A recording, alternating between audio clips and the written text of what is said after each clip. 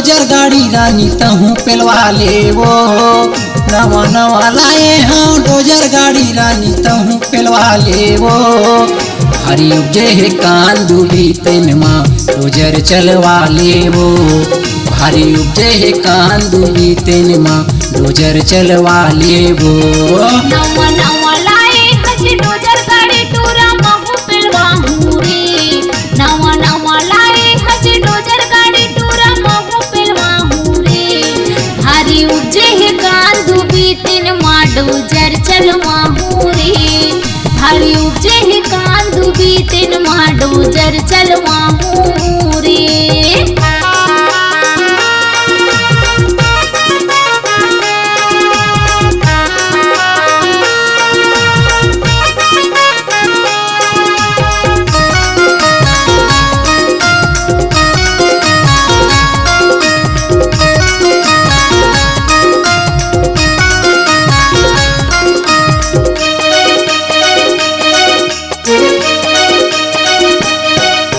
घंटा टाइम ला झन देख रानी काम ला तय करा ले।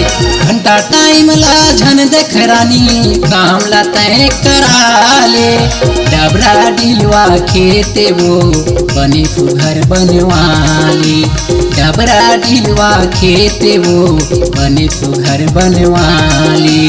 काहे तोर विचार रानी तहूँ बता देवो।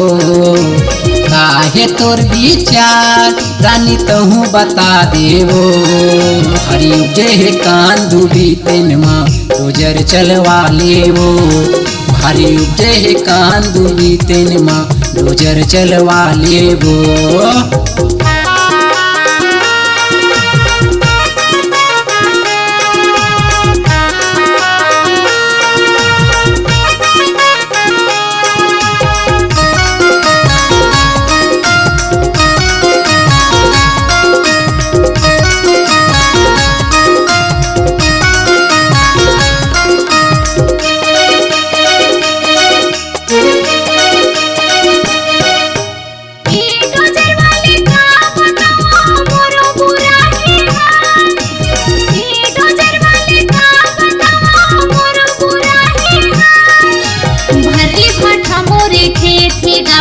दाप के पिल बियार भरी भट्ठा मोरे खेत गबन दाप के पिल बियार।